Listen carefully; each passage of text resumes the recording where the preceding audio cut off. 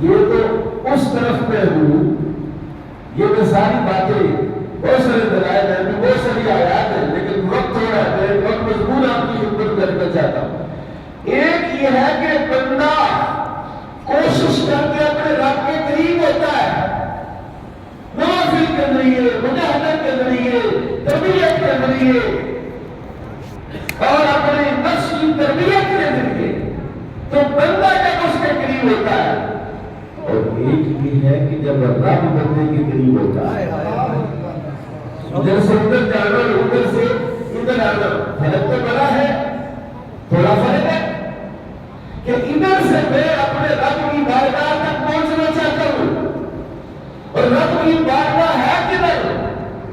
اور رب کی بارگاہ تیرے دل میں ہے، وہ کہیں پیدا کر کے جانے کی ضرورت نہیں ہے۔ تجھے اس راز کو سمجھنا ہے کہ دل میں میرا اللہ تو ہے، اور اس کے اور میرے درمیان 70,000 حکامات ہیں، 70,000 پردے ہیں اسی دل میں پڑے ہوئے، اور میں ان پردوں کو ختم کرنا ہے۔ اور وہ پردے کون سے؟ غصہ، غضب، کینہ، حسد، عجب، تکبر، حب دنیا، حب جاہ، حب مال، عزت کی شہرت، شہرت کی محبت، عزت کی محبت، اور واہ کی محبت، عش کا مٹھے کس کی محبت، اور یہ ساری چیزیں بیماریاں ہیں۔ اور جب یہ بیماریاں ختم ہونا شروع ہو جاتی ہے، حجابات ہٹنا شروع ہو جاتی ہے، پتہ کیوں پوچھتا ہے؟ اللہ امام حسن بن باپ کے دروازے پر آ کر بندہ گالیاں دے رہا، باپ کو گالیاں دے رہا ہے، ماں کو گالیاں دے رہا، اور امام حسن کے چہرے پر بال نہیں آیا ہے، غصہ نہیں چلا، غلام تھے پکڑ کے اس کو پھینٹی لگوا دیتے، کہا نہیں، فرمایا اے عربی مجھے لگتا ہے تجھے بھوک لگی ہے، مجھے لگتا ہے تجھے پیاس لگی ہے، مجھے لگتا ہے تجھے کوئی ضرورت حاجت ہے، اور اندر سے مال منگوا کے ہندی جوارا سے پھینک دیے، اشرفی بلا بھگوان کھانے ساری تیری ہے۔ گالیاں دینے والے کو کوئی پیسے دیتا ہے؟ ماں باپ کو برا بلا کرنے والے کو کوئی عزت دیتا ہے؟ ہاں، وہ عزت دیتا ہے جس کو انسان کی حقیقت کا پتہ چل جاتا ہے، اور وہ تربیت رسول اللہ کی تھی۔ جو میں نے 2 آیات پڑھی، وہ 2 آیات بالکل میں نے کہا یہ ادھر سے ادھر کا سفر ہے، اب میں 2 آیات ادھر سے ادھر کا سفر ہے، اور وہ کیا ہے؟ لقد الذی یراک حین تقوم، محبوب آپ کا رب آپ کو دیکھتا رہتا ہے۔ الذی یراک حین تقوم، جب آپ کھڑے ہوتے ہیں تو اللہ آپ کو دیکھتا ہے۔ وَتَقَلُّبَكَ فِي السَّاجِدِينَ، اور جب آپ سجدہ کرنے والوں کے درمیان ایسے گھرتے ہیں نا، تب آپ کا رب آپ کو دیکھتا رہتا ہے۔ اور یہ یرا کا صیغہ یرا، یہ فعل مضارع ہے، یہ تمام استقرار پر دلالت کرتا ہے، جس میں اللہ و ملائکتہ یصلون، یہ مضارع کا صیغہ، اللہ درود پڑھتا رہتا ہے۔ یہ بھی ایک دفعہ کو چھوڑ دیا، ہفتے بعد پہلے تدا نہیں پڑھتا ہی رہتا ہے، یصلون تمام استقرار پر دلالت کرتا ہے۔ الذی یراک حین تقوم، محبوب آپ کا رب تو آپ کو دیکھتا ہی رہتا ہے۔ وَتَقَلُّبَكَ فِي السَّاجِدِينَ کی ایک شرح، ایک تفسیر مفسرین نے یہ لکھی کہ جب سے آپ کا نور پاک جناب آدم کی پشت میں رکھا، وہاں سے سیدہ حوا کے بدن مبارک میں آیا، وہاں سے جناب شیش کی پشت میں آیا، وہاں سے جناب نوح کے پاس آیا، وہاں سے چلتا چلتا جناب ابراہیم خلیل اللہ کے بدن مبارک میں آیا، وہاں سے حضرت اسماعیل کے بدن میں منتقل ہوا۔ تو یہ جو آپ کا نور ہے، یہ تو سجدہ کرنے والوں کی پشتوں اور رحموں میں منتقل ہو رہا تھا۔ محبوب تیرا رب اس وقت بھی تجھے دیکھ رہا ہے، اس وقت بھی دیکھ رہا تھا۔ جبریل آدم کے پاس نہ تو اللہ دیکھ رہا تھا،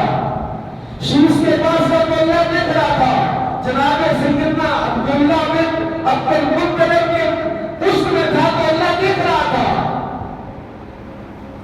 اللہ تو اس وقت دیکھ رہا تھا۔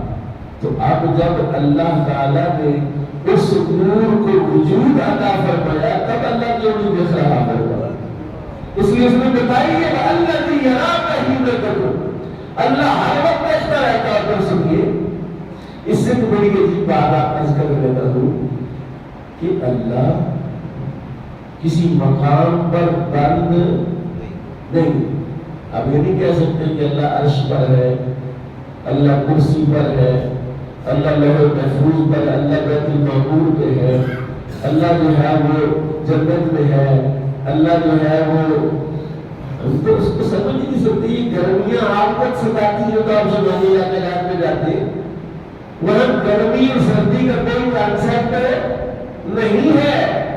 وہ اللہ تو نور ہے، بلکہ نور سے بھی زیادہ لطیف ہے، وہ اس سے بھی زیادہ لطیف ہے جتنا آپ سوچ سکتے ہیں، اس سے بھی زیادہ وہ فلائٹ ہے، وہ نور ہے، وہ کیا چیز ہے۔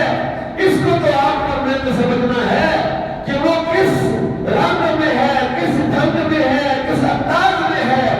تو وہ اللہ جب آپ کو دیکھتا رہتا ہے تو وہ عرش پر نہیں ہے، کیونکہ عرش پر ہو تو عرش افضل ہوتا، وہ جنت میں نہیں ہے نہیں تو جنت افضل ہوتی، وہ بیت المعمور پر نہیں ہے نہیں تو بیت المعمور افضل ہوتا، وہ لوح محفوظ پر نہیں ہے کہ لوح محفوظ افضل ہوتا، وہ خانہ کعبہ میں نہیں ہے کہ خانہ کعبہ افضل ہوتا۔ کیا بیت المعمور پر بھی اللہ کی تجلیات پڑتی ہے، لوح محفوظ پر بھی اللہ کی تجلیات کا ظہور ہوتا ہے، عرش پر بھی، عرش اعظم پر بھی اللہ کی تجلیات کا ظہور ہوتا ہے، وہ جو کرسی ہے وہاں پر بھی اللہ کی تجلیات کا ظہور ہوتا ہے۔ اور سوال یہ پیدا ہوتا ہے جو آیت مبارکہ میں نے تلاوت کی ہے کہ اللہ تعالیٰ سب سے زیادہ تجلیات ڈالتا کہاں ہے؟ میرا رب سب سے زیادہ تجلیات اپنے مصطفیٰ اپنے حبیب کی جسم مبارک پر ڈالتا ہے۔ تو قرآن کہہ رہا ہے الذی یراک حین تقوم، الذی یراک، جب آپ کو اللہ آپ کو دیکھتا رہتا ہے، اللہ آپ کو دیکھتا رہتا ہے۔ اور ایک جگہ پر فرمایا فَإِنَّكَ بِآیُنِنَا، محبوب آپ تو ہماری آنکھیں ہیں۔ آپ کیا ہے؟ آیت پوری بولو تو دونوں طرف فَإِنَّكَ بِآیُنِنَا کا جو سباق ہے اور سیاق ہے دونوں بڑا عزیز ہے۔ فرمایا وَاسْتَقِمْ لِحُکْمِ رَبِّكَ، اپنے رب کے حکم پر پابند ہو جائے۔ سبحان اللہ۔ کیوں؟ فَإِنَّكَ بِآیُنِنَا، آپ کا رب آپ کو دیکھ کے رہا ہے، آپ کا رب آپ کو دیکھ کے رہا ہے۔ وَسَبِّحْ بِحَمْدِ رَبِّكَ حِینَ تَقُومُ، اور آپ اپنے رب کی تسبیح بولے، اپنے رب کی حمد کرے، جب بھی آپ کھڑے ہو، بیٹھے، لیٹے، ہر وقت اپنے رب کو یاد رکھے، اسی کو یاد کرے، اسی کا ذکر کرے۔ کوئی صاحب نعمت ہو تو اس کو جہاں سے نعمت ملتی ہے وہ کہتا آقا نعمت، میرے آقا نعمت، انہوں نے مجھے نعمت دی ہے، ان کی نگاہ سے، ان کی توجہ سے میری سارے کام ملے ہیں۔ تو جب اللہ خود کہے محبوب ہے تجھے ہر وقت دیکھتا رہتا ہوں، اگر اللہ حضور کو ہر وقت دیکھتا رہتا ہے، اب سنیے ذرا آگے کیا ہے میرا مضمون۔ اب یہاں یعنی تمہید اس کی بن گئی ہے، بنیاد فاؤنڈیشن ہو گئی ہے۔ اب ذرا دیکھیں اب آگے کیا ہے۔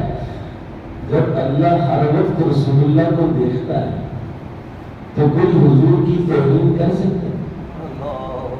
اللہ دیکھ رہا تھا مدینہ میں آ کر، صحابہ کو دین سکھا رہے تھے رسول پاک، صحابہ کو کیا سکھا رہے تھے؟ دین سکھا رہے تھے۔ ایک صحابہ نے کہا رائینا یا رسول اللہ، یا رسول اللہ ہماری رعایت کیجیے گا، یہ ہمیں سمجھ نہیں ہے، ذرا دوبارہ فرما دے، مسئلہ ذرا سکین ہے، ذرا پیچیدہ ہے، دوبارہ۔ حضرت سعد بن ابی وقاص جو یہودیوں کی زبان سمجھتے تھے، عبرانی زبان کے ماہر تھے، ایک یہودی جو بیٹھا ہوا تھا اس نے بھی کہہ دیا رائینا۔ حضرت سعد نے تلوار میں فرمایا یہ لفظ بولا تو میں تیری گردن اڑا دوں گا، کیونکہ وہ جانتے تھے کہ رائینا دہلی ہے، یہود کی زبان میں رائنا کا لفظ گالی کے لیے استعمال ہوتا ہے، اور اس میں جو میرے نبی کو رائنا کہا ہے اس نے توہین کی نیت سے کہا ہے تو میں گردن اڑا دوں گا۔ اس نے کہا جناب کیا ہو گیا؟ باقی تو نبی تو کہہ رہے ہیں، میں نے بھی کہہ دیا تھا، باقی کہہ رہے ہیں میں جانتا ہوں، اور تو تو کہہ رہا ہے میں جانتا ہوں تو کیا کہہ رہا ہے؟ ابھی یہ بحث چل رہی تھی، ابھی یہ لڑائی ہو رہی تھی، ابھی یہ گفتگو چل رہی تھی، رب تعالیٰ نے قرآن اتارا، فرمایا یا ایھا الذین آمنوا لا تکونوا رائنا، اے ایمان والو آج کے بعد میرے نبی کی بارگاہ میں رائنا کا لفظ استعمال مت کرنا۔ یا اللہ کیا جائے گا؟ فرمایا میرے نبی کی توہین مجھے پسند نہیں، کائنات کی کسی میں کسی کی توہین ہو جائے نا، لیکن جب میرے حبیب کی توہین کوئی کرے گا، کوئی نیت نہیں کرے گا، کوئی لفظ ایسا جو مشترک ہے، کثیر المعانی ہے، ایک لفظ اس کے 2 3 4 5 6 10 معنی ہے۔ لفظ سلام کے کتنے معنی؟ آگ سیکنا، آگ تاپنا اس کا معنی ہے، چلنا پھرنا اس کا معنی ہے، دعا کرنا اس کا معنی ہے، درود پڑھنا اس کا معنی ہے، نماز پڑھنا اس کا 56 معنی ہے لفظ سلام کے۔ اسی طرح رائنا کا لفظ ہے، اس کا معنی رعایت کرنا بھی ہے، اس کا معنی چرواہا بھی ہے، اس کا معنی گالی بھی ہے۔ اللہ نے فرمایا لا تکونوا رائنا، آج کے بعد تم میرے نبی کی بارگاہ میں رائنا کا لفظ استعمال نہ کرے۔ ایک بندے نے بدتمیزی کی، ایک بندے نے بے ادبی کی، ایک یہودی نے یہ لفظ استعمال کیا، انہوں نے رسول اللہ کی توہین کا ارادہ کیا، اللہ نے اس ارادے کو وہیں پر بند کر دیا، اور قیامت تک کے لیے قرآن میں آیت مبارکہ نازل فرمائی تاکہ جب بھی کوئی قرآن پڑھے گا، جب بھی کوئی قرآن کی تلاوت کرے گا، دنیا کے جس خطے میں بھی قرآن پڑھا جائے گا، وہاں یہ اعلان ہوگا کہ رسول اللہ کی بارگاہ میں رائنا کا لفظ استعمال نہیں کرنا، رسول اللہ کی توہین نہیں کرنا۔ اور یہ جو نبی پاک صلی اللہ علیہ وسلم کی ولادت پاک جس سال میں ہوئی اس سال کو عام الفیل کہتے ہیں۔ کیا کہتے ہیں؟ بولو تو صحیح ہے، عام الفیل کہتے ہیں۔ اور جب آپ نے اعلان نبوت فرمایا اس وقت چند دن کے بعد یہ سورہ فیل نازل ہوئی، الم تری کیف فعل ربک باصحاب الفیل، کیا تو نے نہیں دیکھا کہ تیرے رب نے اصحاب فیل کے ساتھ کیا کیا؟ اصحاب فیل کے ساتھ کیا ہوا تھا؟ ابرہہ نے دیکھا کہ بڑی دنیا خانہ کعبہ جاتی ہے، جا کے وہاں طواف کرتی ہے، اس گھر کا احترام کرتے ہیں، اس کا ادب کرتے ہیں، اس کی طرف پیٹھ نہیں کرتے، اس کی طرف ٹانگیں نہیں کرتے، اس کو قبلہ بنایا ہوا ہے۔